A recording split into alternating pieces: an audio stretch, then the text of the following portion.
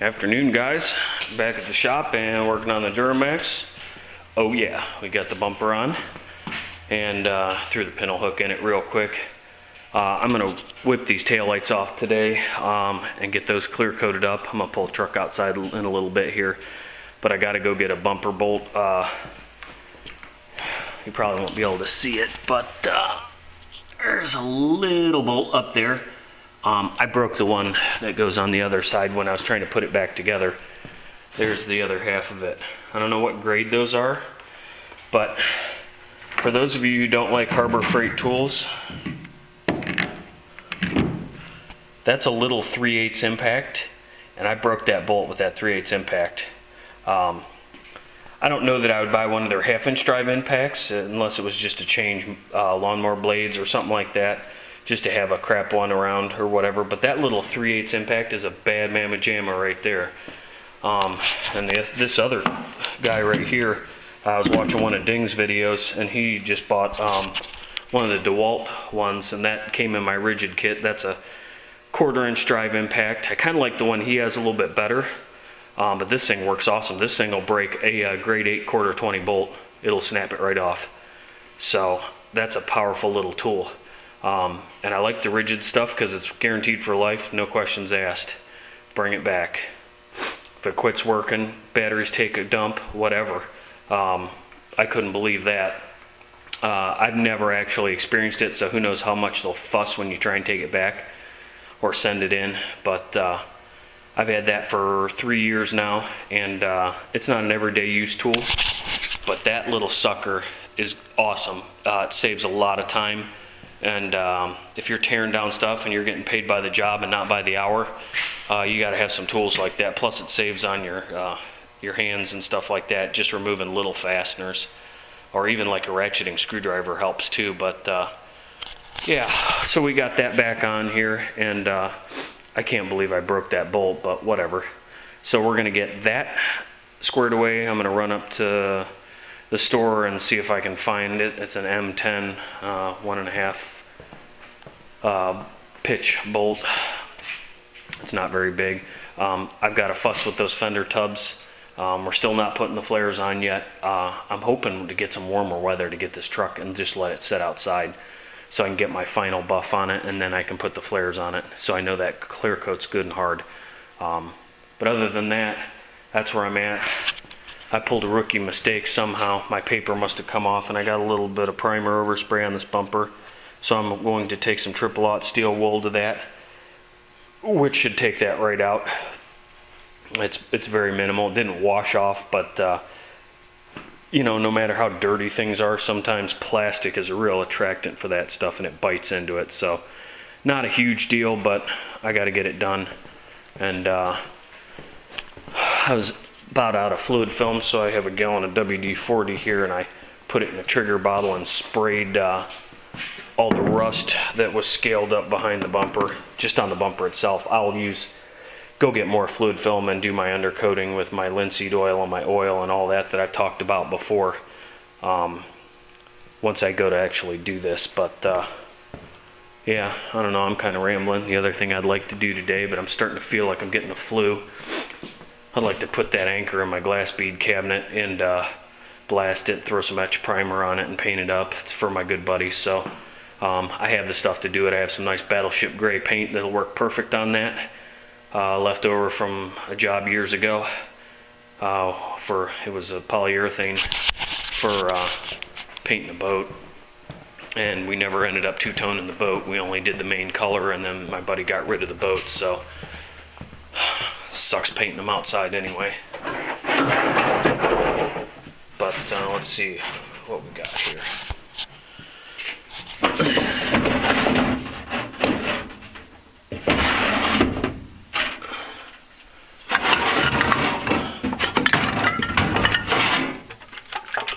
It's this kind right here, Valspar. This stuff is a full linear polyurethane, just not a modified enamel or anything. It's a full urethane. The can looks like crap, looks like the lid's rusting off of it, but this stuff is badass. I painted a couple boats with it, and it works great. Valspar's local here in Medina, Ohio, so I try to buy local for some of those things, plus it was cheaper than Imron at the time. So we may use some of that. Paint that anchor up. So that's, sorry about the shaky cam. Well, that's kind of what's going on. I've done a test. I haven't posted the video yet. I want to show the paint rep, but I did a test with this primer, the MP4 2K, and just did some spots on a fender. And I think what's happening, I think it's kind of aggressive, and whatever the adhesion promoter is in this to grip to bare steel is, it doesn't like whatever paint is on this truck from the factory. We've done a test panel over here, and you're not going to be able to see it, and I'm not going to drag it down, but I did a test on this fender and then put some sealer on it and some black base coat, and the ring just bleeds right through it. So maybe lesson learned on that. If it starts doing it, change the primer I use for some of these GM vehicles, especially if this was painted from the factory with a polyester base coat. That could be the problem.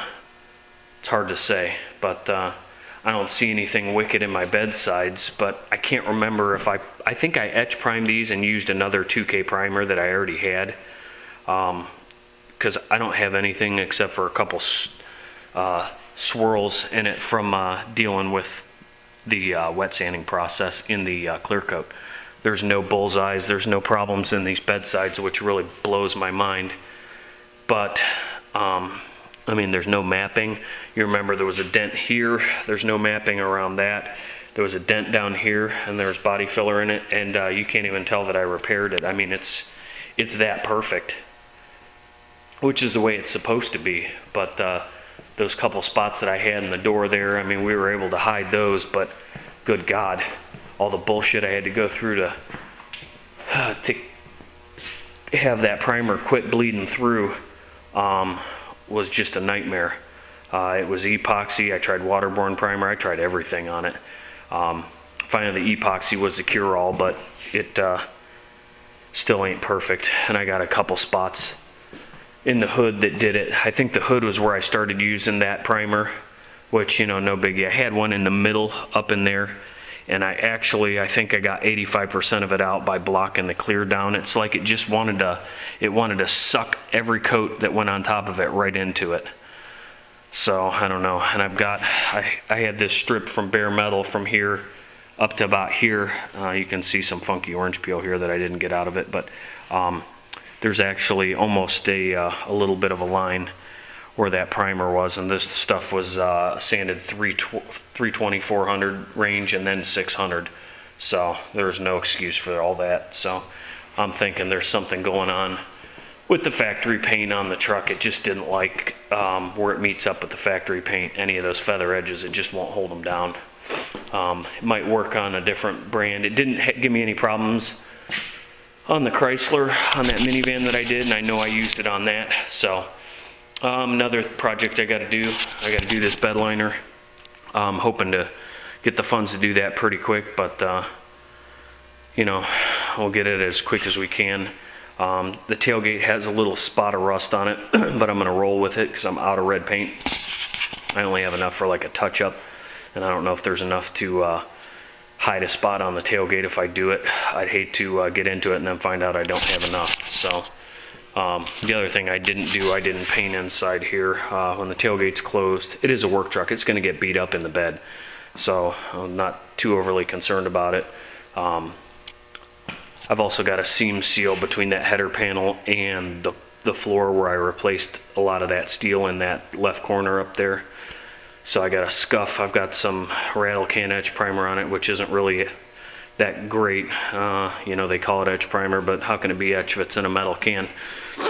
So it must have some sort of adhesion promoter in it, but this has been wet and it hasn't rusted, so I did rinse the bed out. There's a bunch of crap up in there, and I need to do a better job of it.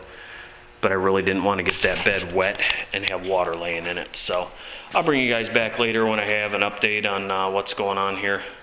There's really not much how-to. Maybe I'll do a how-to on how to wet sand and clear coat those lights.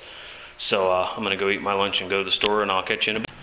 Alright guys, end of the day, Wednesday update here. Step bars are on. Cleaned them up a little bit. They got some tar and some stuff on them, but they had rust dripping off of the rockers onto them. I probably should have painted those brackets, but it's just rust stained on there. They're not actually rusty. And there's rust stains in those steps, so we'll get those cleaned up the best I can. And if those weren't aluminum and that was all plastic, I could use some iron out on that. That might take the rust out, but can't use it over top of that clear coated aluminum. And I think you saw the bumper was on. Front fender tubs are secured 90%. I got to get some more clips. They're not hanging down anymore. And then I have these weather strips for the doors. They're all cleaned up, ready to go as of yesterday, but I actually scrubbed them and washed them here. And we'll get the double-sided tape on those and get those in the doors and all that stuff. So the only thing that'll be left is to put the trim cladding on, which is underneath the boards, and the emblems on the doors. And that's it. And the fender flares, of course, but that'll be all pending one last buff real quick on this to get swirlies out. So I think tomorrow will be my day to clear coat the tail lights, and that's about it for now. I'm feeling kind of run down. It's been a rough day trying to get that. The bumper was easy, but those step bars, they never lined up from the time I put them on, so they're just a bitch to get on and off. So I wanted to clean those up. I cleaned the bumpers up a little bit too, and I used some triple-aught steel wool on those and some stainless steel polish. Even though they're not stainless steel, I just kind of spray them with that and run that steel wool over them, and that'll shine them up pretty good.